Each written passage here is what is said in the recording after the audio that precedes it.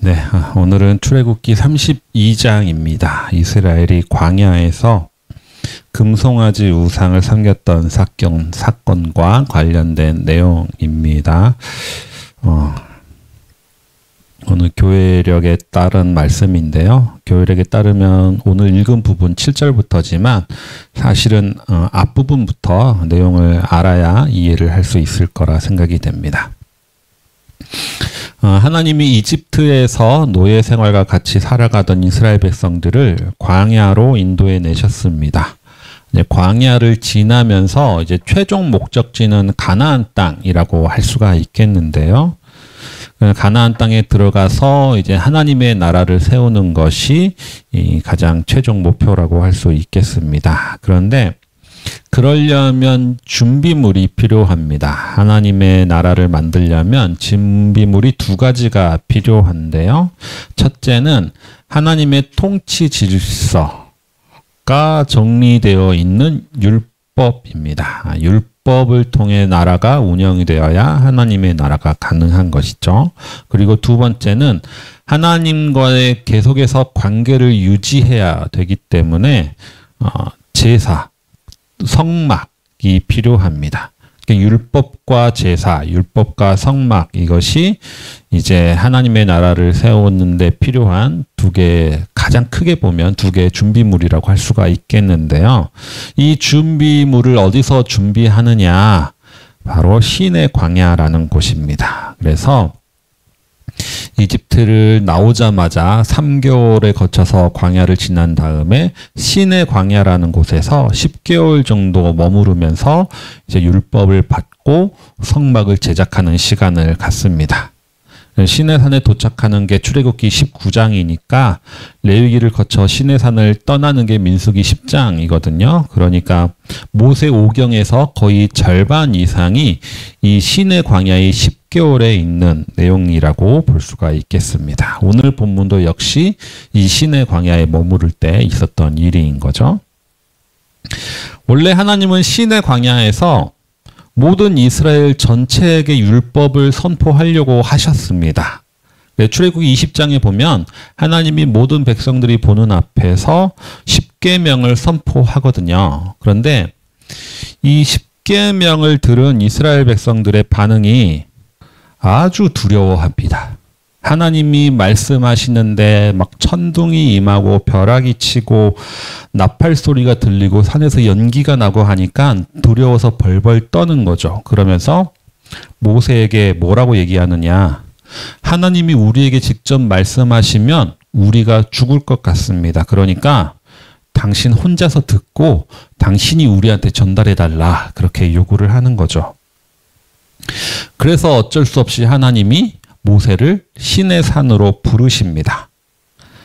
같이 하나님의 백성을 다 들으면 될 텐데 백성들이 하도 무서워하니까 이제 80 먹은 노인네가 힘들게 산에 올라가서 율법을 받을 수밖에 없게 된 거죠. 모세가 시내산에 올라갔는데 올라가서 40일이 지나니까 백성들이 또 무슨 반응을 보이느냐? 아론을 찾아와서 요구합니다. 뭐라고 요구하냐면 그게 오늘 읽은 32장의 1절인데요. 우리를 이집트에서 인도해온 모세라는 사람은 어떻게 되는지 소식을 알 수가 없으니 우리를 인도할 신을 만들어 달라라고 요구합니다. 이들이 자신들을 인도할 신을 만들어 달라는 요구 앞에서 아론은 단호하게 거절을 해야 될 텐데 그렇게 하지를 못하는 거죠.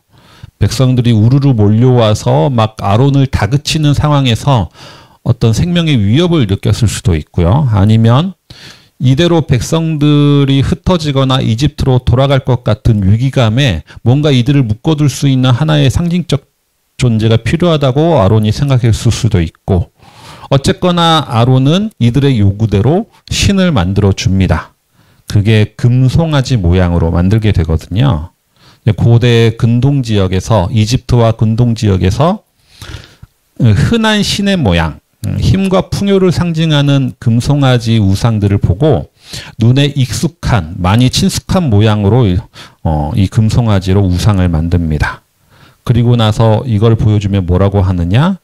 너희를 이집트 땅에서 이끌어낸 너희의 신이다 라고 선포합니다. 그리고 여호와의 절기를 지키자라고 하면서 이 금송아지 앞에서 이제 제사를 드리고 축제를 벌이는 거죠. 이 상황에서 우리가 일단 이해해야 할 것은 아론은 이스라엘 백성들이 여호와가 아닌 다른 신을 섬기도록 한 것이 아니라는 겁니다. 아론은 계속해서 이스라엘이 여호와를 섬기도록 하려고 노력을 했습니다. 다만 그 여호와의 형상을 금송아지로 만들었을 뿐인 거죠. 그렇다면 이스라엘 백성들이 요구한 신은 뭐냐? 이들이 우리를 인도할 신을 만들어 달라라고 요구했던 것처럼 이들에게 필요한 것은 인도자입니다. 광야에서 더 이상 자신들을 인도해 왔던 인도자가 없다는 사실에 극심한 불안이 생겼고, 극심한 불안이 생겨서 이렇게 신을 요구했는데 그 불안의 이유가 뭡니까? 모세가 없기 때문입니다. 우리를 인도해 온 모세라는 사람은 어디로 가버렸다. 모세가 없으니까 신을 만들어 달라고 하는 거죠. 사실 이들을 이집트에서 여기까지 인도해 온 사람은 여호와 하나님입니다. 그리고 여호와 하나님은 지금은 눈에 보이지 않더라도 여전히 그들과 함께 있는데, 그들 가운데 계속 같이 계시는데 이스라엘은 그렇게 느끼지를 않는다는 거죠. 왜냐하면 모세가 보이지 않으니까. 그리고 이들에게 모세가 보이지 않는다는 것은 곧 여호와 하나님도 없다라고 생각이 된다라는 겁니다. 그렇다면 이를 이스라엘이 믿었던 신은 과연 누구인가? 여호와 하나님인가? 모세인가? 이런 의문이 들 수가 있습니다. 사실 얘네들은 처음부터 하나님을 믿고 따른 사람들이 아닙니다. 그냥 처음부터 모세를 믿고 따라온 사람들인 거죠. 그러니까 오늘 읽은 7절에서 하나님이 모세에게 뭐라고 말씀하냐면, 너가 이집트 땅에서 이끌어낸 너의 백성들이 타락했다라고 하나님이 얘기하시는 겁니다. 이스라엘 백성들은 처음부터 하나님의 백성이 아니었던 겁니다. 그냥 모세의 백성이었던 거예요. 모세는 이미 이스라엘의 신이 되어 있었고 이스라엘의 우상이 되어 있었던 겁니다. 아론이 한 일은 그냥 모세 대신에 새로운 우상을 만들어준 것밖에 없는 거예요. 모세라는 우상을 금송아지로 대체했을 뿐인 겁니다. 하나님을 믿는다고 하면서 사실은 사람을 믿는 경우들이 그 당시 그때만 일어나는 일은 아닙니다. 지금도 여전히 우리 기독교 신앙 안에서도 여전히 일어나는 일입니다. 우리가 흔히 생각하는 이단의 교주들을 말하는 게 아닙니다. 그들은 차라리 솔직하기라도 하지, 대놓고 자기 교주를 참 부모라고 하고 재림 예수라고 하고 보혜사라고 하고 약속의 목자라고 하고 하니까 차라리 솔직하기라도 하죠. 그런데 그렇지 않더라도 정통 교단 내의 교회들도 본인은 하나님을 섬긴다고 하지만 실제로는 사람이 우상이 되어 있는 경우가 많이 있습니다. 평소에는 모르죠. 평소에는 모릅니다. 이스라엘도 여호와 하나님을 섬기는 줄 알았지 모세를 우상으로 여기는지 평소에는 몰랐습니다. 언제 알게 되느냐? 모세가 안 보였을 때, 모세가 어디 가버렸을 때 알게 되는 거죠.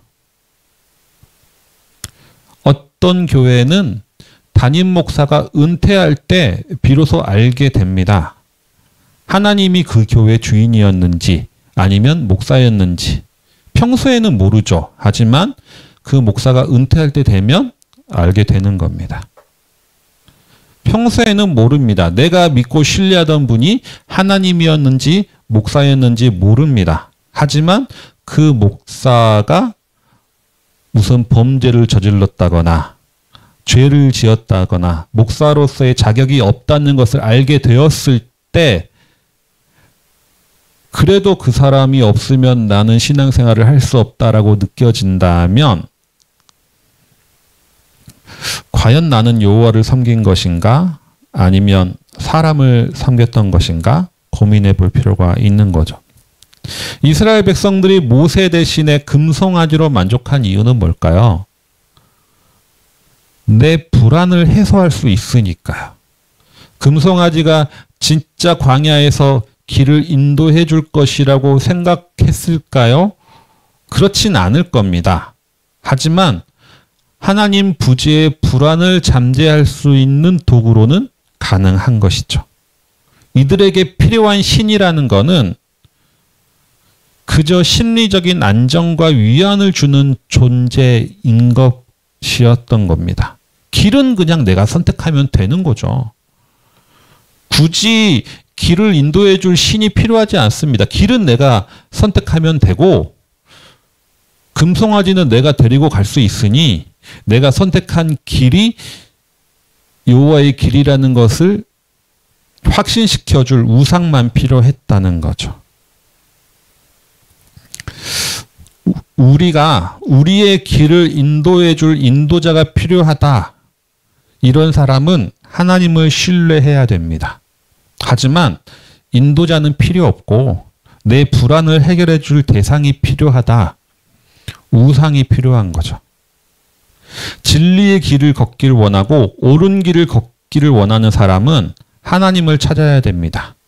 그런데 내가 그냥 선택한 길이 옳다고 인정받고 싶다면 우상을 선택하면 됩니다.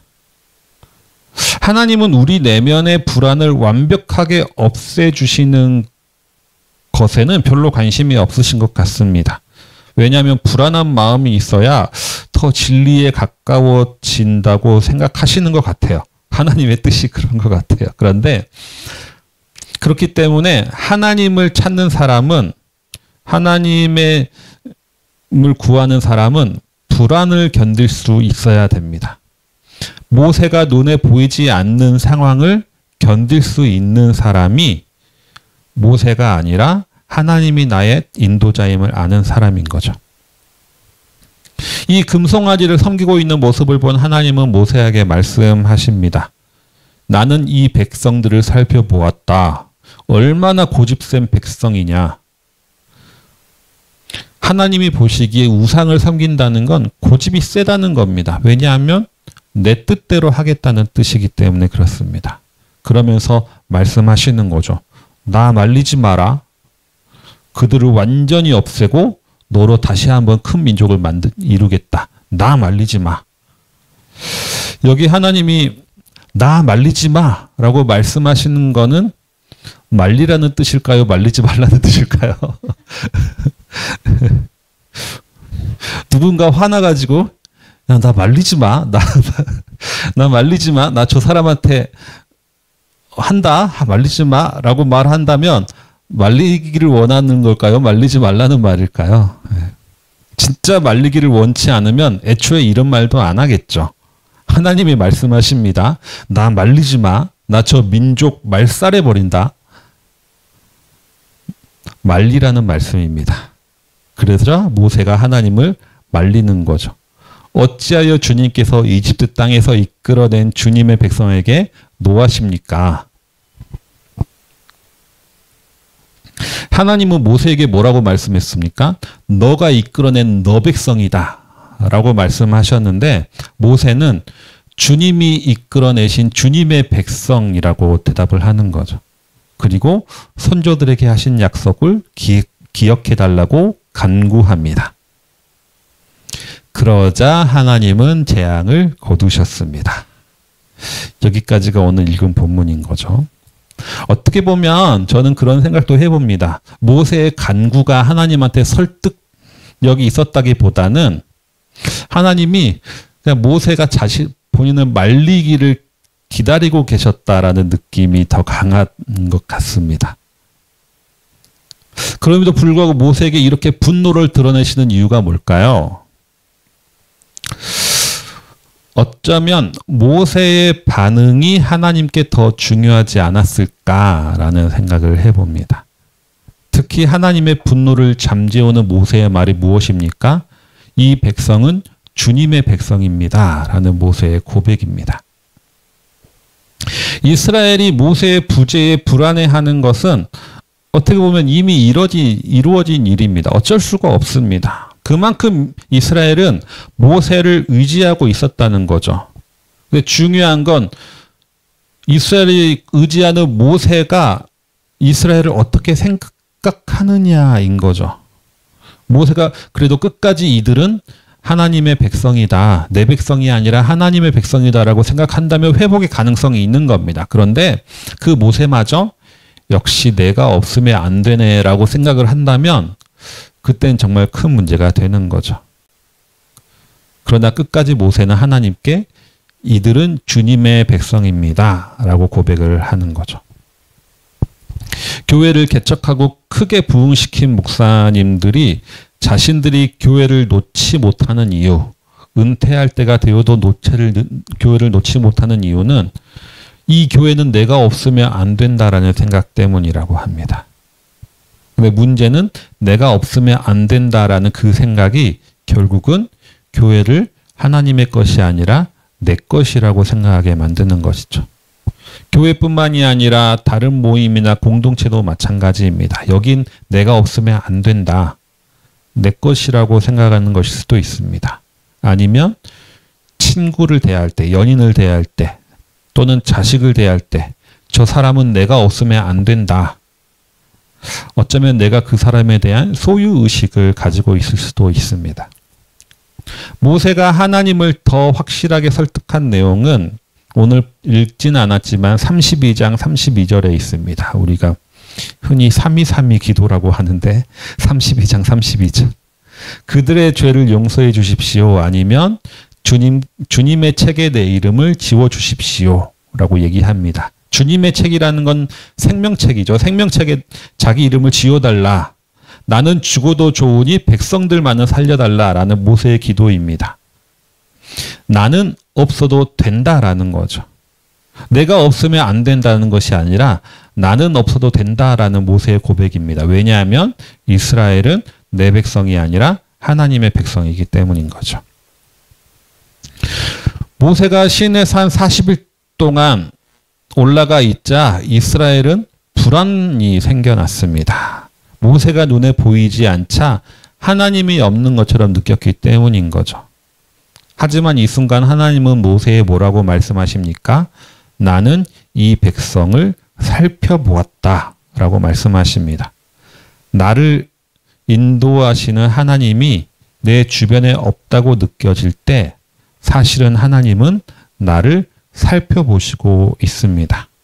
예수님도 십자가 위에서 하나님이 나를 버리셨다라는 느낌을 가지실 때가 있었습니다. 그래서 엘리 엘리 라마 사막다니 어찌하여 나를 버리셨나이까 라고 외치셨습니다. 하지만 그 순간 하나님이 가장 가까이 계셨던 순간입니다. 이러한 믿음으로 그 불안의 순간들을 잘 이겨내시길 바랍니다. 또 하나는 하나님이 내게 맡기신 것들에 관해서입니다. 어떤 공동체를 맡기셨던, 가정을 맡기셨던, 아니면 사람이든, 아니면 직업이나 어떤 프로젝트일 수도 있습니다. 우리는 주님이 내게 맡기신 사명을 잘 감당해야 할 것입니다.